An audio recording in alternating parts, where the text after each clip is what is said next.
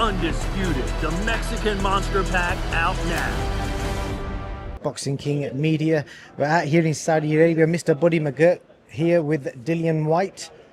How are you, first of all, and how's that leg of yours? Because you're always hobbling whenever I see you. Oh, it's my knee, man. I have bone on bone in both my knees. So, you just got to take the bitter with the sweet. Dillian White, just seen him. He looks in terrific shape. I was speaking to some people earlier, and they was basically assuming that he'd come in heavy. Obviously, I don't know whether he's heavy or light or whatever he is, but you explain his physical presence in this fight. Well, to be honest, he's just been working hard, man, and, the weight just came off. It's not like we said, okay, we're going to come in this light or this heavy. We just, he put in a lot of hard work. He's done more for this fight than I've seen him do for any other fight. I just had a good chat with him. We mainly talked about his upbringing and how he's kind of the type of character that could find survival in any environment, because that's the kind of personality I think he is. Because I think you could chuck him on a desert island with nothing there, 40 degrees every day. I think he'd find a way to survive. Exactly. Listen, it's when you have life experiences, you learn to adapt wherever you go and wherever you're at. I thought he was going to say more than that. but obviously this fight got made, and you all have seen all the criticism, people saying, oh, he's too, this kid's too young and too fresh, etc. You tell me from history, you will have experienced something like this in your days of fighting. You must have compared a fight where somebody's 30-yard fighting somebody that's 20-yard, where the 30-yard-year-olds turn the tables. Well, excuse me, in boxing, they always, got something to say when a person gets over a certain age. Look at Manny Pacquiao. Did anyone expect him to do as good as he did his last fight? After not fighting for how long? He's been off, right, and he came back and he's almost 50 years old. So you never know. I think it all depends on how a person takes care of themselves in between fights and stuff like that, or when they're off. So I just think that with his experience, he'll be fine. You know what I mean? They say the fighter is always I believe, not just the fighter, any athlete is the first one to know, but the last one to admit it. You know what I mean? It's facts. But I watch him every day. I watch him in the gym, you know what I mean? And if I started to see his reflexes getting a little bit slower, you know what I mean? Then it's okay, we got to make adjustments. And if the adjustments don't work, then it's time to say, hello, we're out of here.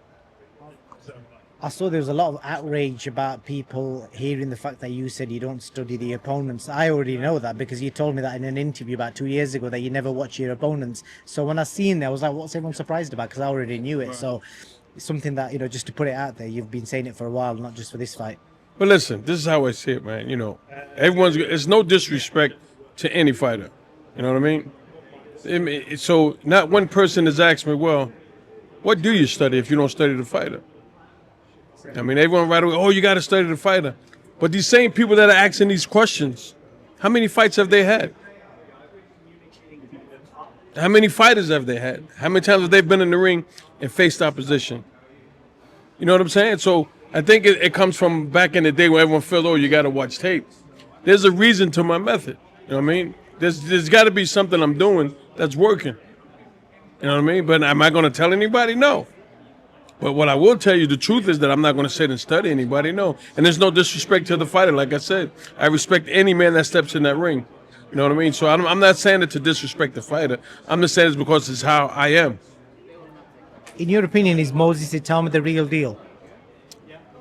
I just seen clips of him. Like, I've never actually seen him fight. That's, and it's like I said, it's no disrespect to Moses. I just never seen him fight. I saw clips. You know what I mean? He looks like the real deal, but I've never actually seen him, say, from the bell, sat there and watched from round one. You know what I mean? When I'm at fights, now I'm at the point in my life now, when I'm at fights, once my guy fights, I leave. I know you do. I've seen you running out. I leave, you know what I mean? Like I said, it's no disrespect, but I just leave. And just on the outcome, what are the headlines going to be Sunday morning? Well, of course, White pulls off upset. Your other fighter, CALLUM Smith, amazing win last time round against Joshua Buatsi. there was talk of him fighting Benavidez. I actually watched Callum's fight with Buatsi, sat next to Benavidez, and he was very impressed, and he says expected to fight him next, but he's fighting Anthony Yard. So I think I saw something the other day about David Morrell. Is there any truth in that? Well, from what I'm hearing, you know, I guess the fight's got to go to purse bids. So I you know me. Well, Callum calls you when he's ready to go to camp. Any other time, you know, if he calls, it's just to crack jokes. You know what I mean? So once you hear it might have been finalized, then I won't believe until I hear from Callum. Other than that, buddy, anything else? You're looking like you're looking like you're well tanned. You've obviously been in Portugal eating the good Mediterranean food. You've been on the Mediterranean diet. No, I have no choice, man. You know, they won't let me go to McDonald's, but the first chance I get, I'm going to McDonald's. What you having? Big Mac. Enjoy it, buddy McGirt. Thank you very much.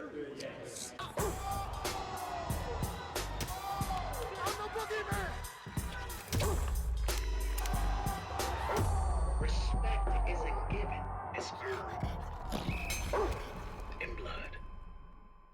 Undisputed, the Mexican Monster Pack out now.